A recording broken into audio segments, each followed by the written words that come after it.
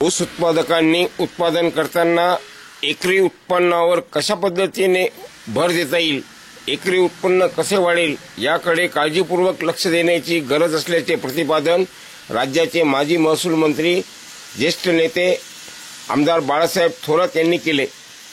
निमित्त होते सहकार महर्षी भाऊसाहेब संतोषी थोरात सहकारी साखर कारखान्याच्या गळीत हंगाम सांगता समारंभाचे। आज एका शानदार कार्यक्रमात सहकार महर्षी भाऊसाहेब संतोषी थोरात सहकारी साखर कारखान्याचा गळीत हंगामाची सांगता संपन्न झाली। संपन्न झालेल्या या कार्यक्रमात मोठ्या संख्येने सभासद हजर होते। संपन्न झालेल्या कार्यक्रमाचा आमचे सहकारी विकास काका कदम यांनी संकलित केलेला वृत्तांत।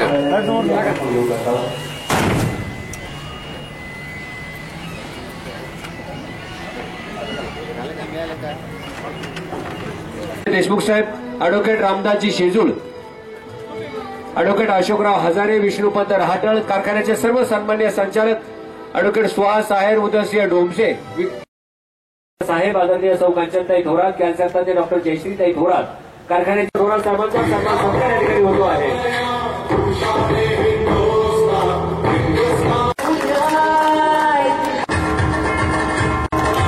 धन्यवाद ताई।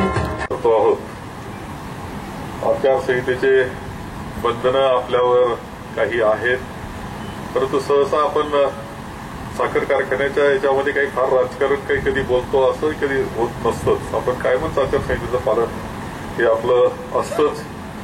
विशेषतः यावेळचा गळीत हंगाम पहिल्यापासून कठीण आपल्याला वाटत होता, कारण ऊसाचं कार्यक्षेत्रात जी एकंदर ऊस होता तो खूप कमी होता आणि त्यामुळं एक चांगलं टार्गेट काय असू शकतं, तर मागील वर्षापेक्षा आपला ऊस स्वतःचा कमी असल्यामुळं मागील वर्षीच आपण 10,15,000 टन केला होता। यावर्षी आणखी कमी म्हणल्यावर मी खरं म्हणजे 10 लाख करा, पूर्ण 10 लाख 1,000 करा असं मी म्हटलं होतो।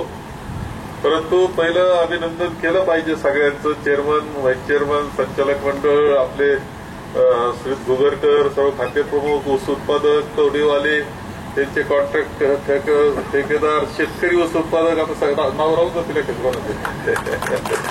सगळ्यांचं कौतुक केलं पाहिजे की तुम्ही जवळपास 11 लाखाला जाऊन खेटलेत। 15,000च का कमी पडले, आता अजून 2-5 हजार होईल बघा ते, परंतु 10,000चा हे दिसतंय, म्हणजे गॅप राहील असं दिसतंय। परंतु म्हणजे अपेक्षेपेक्षा सुद्धा 1 लाख टनाचं आपण गळीत हे जास्त केलेलं आहे आणि हे सगळं तुमच्या प्रयत्नानं, मेहनतीनं, ज्या पद्धतीनं तुम्ही सगळं काम केलं या सीझनमध्ये याचा तो परिपाक आहे आणि म्हणूनच अभिनंदनाला तुम्ही निश्चितपणे पात्र आहात। शेवटी असं आहे की एकंदर नवीन प्लॅन्ट आपला जो झाला तो 5,500 टनाचा ब्रेक इव्हनला आपण गेलो। एकदा ब्रेक इव्हनला गेल्यानंतर उत्पादन खर्च कमीत कमी होत असतो। म्हणजे असं आहे की उत्पादन खर्च जो येत असतो तो येतच असतो, साधारणतः फिक्स एक्सपेंडिचर त्याला म्हणतात, तो खर्च असतो।